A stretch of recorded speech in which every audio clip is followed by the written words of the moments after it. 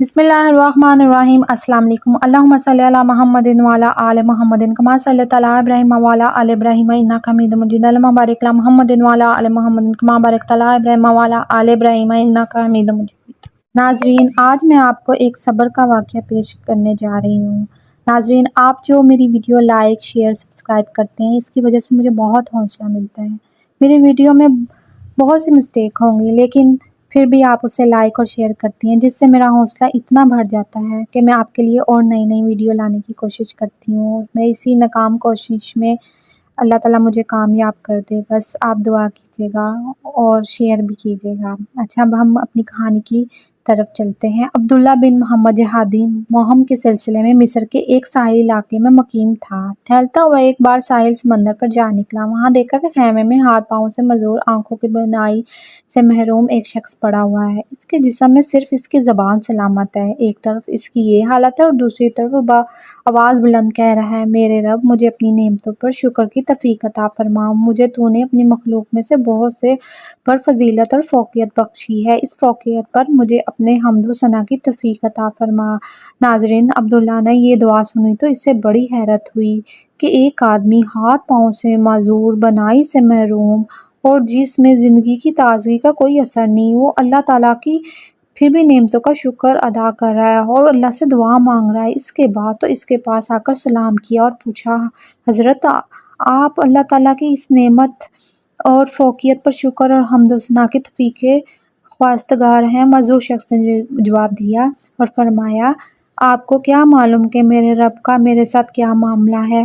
بخدا، اگر وہ آسمان سے آگ برسا کر مجھے راکھ کر دے اور پہاڑوں کو حکم دے کہ کچل دے، سمندروں کو کہے کہ غرق کرنے کے لیے کہہ دے، تو زمین کو مجھے نکلنے کا حکم دے، تو میں کیا کر سکتا ہوں؟ میرے تو نہ تو جسم میں زبان کے علاوہ بے ہا نعمت تو نے دیکھیں کہ یہ سالم ہے، کیا صرف اس ایک زبان کی نعمت کا میں زندگی بھر شکر ادا کر سکتا ہوں؟ ناظرین، پھر فرمانے لگا، میرا ایک چھوٹا بیٹا میری خدمت کرتا ہے، میں خود تو معذور ہوں، زندگی کی ضروریات اسی کے سہارے پوری ہوتی ہیں، لیکن وہ 3 دن سے غائب ہے، معلوم نہیں کہاں ہے۔ آپ اس کا پتہ کر لیں تو مہربانی ہوگی۔ ایسے صابر اور شاکر اور محتاج انسان خدمت سے بڑھ کر اور سعادت کیا ہو سکتی ہے؟ ناظرین، عبداللہ نے باغبان میں اس کی تلاش شروع کر دی تو یہ دردناک منظر دیکھا کہ مٹی کے 2 تودوں کے درمیان ایک لڑکے کی لاش پڑی ہوئی ہے، جسے جگہ جگہ سے درندوں نے نوچ نوچ کر کھایا ہوا ہے۔ یہ ایک معذور شخص کے بیٹے کی لاش تھی۔ اس معصوم کی لاش اس طرح بے گور و کفن دیکھ کر عبداللہ کی آنکھوں میں آنسو آ گئے اور یہ فکر لاحق ہوئی کہ اس معذور والد کو اس المناک آج سے کس طرح اطلاع دے۔ اس کے پاس گیا اور لمبی تمہید کے بعد انہیں اطلاع کر دی۔ بیٹی کی وحشتناک موت سے کیا ہو سکتا ہے؟ اس کا جگر پارا پارا ہو گیا۔ وہ خبر سن کر معذور والد کی آنکھوں میں آنسو رواں ہوئے، دل پر غموں کے پہاڑ چھا گئے اور آنکھوں سے اشکوں کی برسات شروع ہو گئی۔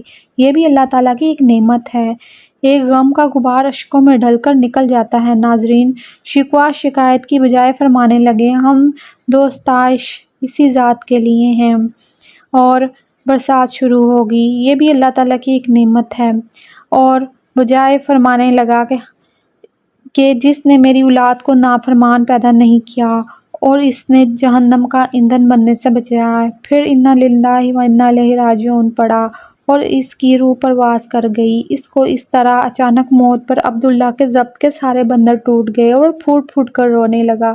کچھ لوگ اس طرف رونے کی آواز سنی خیمے میں داخل ہوئے، میت کے چہرے سے کپڑا ہٹایا تو اس سے لپٹ گئے، کوئی ہاتھ چومتا، کوئی آنکھوں کو بوسہ دیتا، ساتھ ساتھ کہتے جاتے، ہم قربان ان آنکھوں پر جنہوں نے کبھی کسی غیر محرم کو نہیں دیکھا، ہم فدا اس جسم پر جو لوگوں کے آرام کے وقت بھی اپنے مالک کے سامنے سجدہ ریز رہتا تھا، جس نے اپنے رب کی کبھی نافرمانی نہیں کی۔ ناظرین، اور اس عبداللہ صورتحال دیکھ کر حیران ہو رہا تھا۔ پوچھا، یہ شخص کون ہے؟ تو انہوں نے کہا، آپ اس کو نہیں جانتے؟ یہ رسول اللہ صلی اللہ علیہ وآلہ وسلم کے سچے عاشق اور حضرت ابن عباس رضی اللہ تعالیٰ عنہ کے شاگرد ہیں، صبر و استقامت کے پیکر، تسلیم و رضا کے بلند مقام کے حامل۔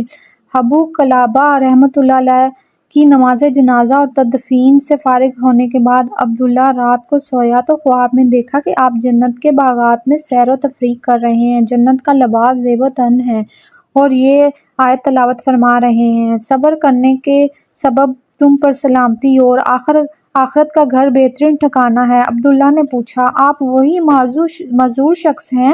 فرمانے لگا، جی ہاں، میں وہی شخص ہوں۔ اللہ تعالیٰ کے ہاں چند بلند مراتب اور درجات ایسے ہیں جن تک رسائی مصیبت میں سبق، راحت میں شکست اور جلوت اور خلوت میں حف خدا کے بغیر ممکن نہیں۔ اللہ تعالیٰ نے اسی صبر و شکر کی بدولت مجھے اس نعمتوں سے سرفراز فرمایا۔ امید کرتی ہوں کہ آپ کو یہ میری ویڈیو اچھی لگی ہوگی۔ آپ سے پھر درخواست ہے، سبسکرائب کر دیجئے، اپنا بہت سارا خیال رکھیے گا۔ اللہ حافظ، ٹیک کیئر، بائے بائے۔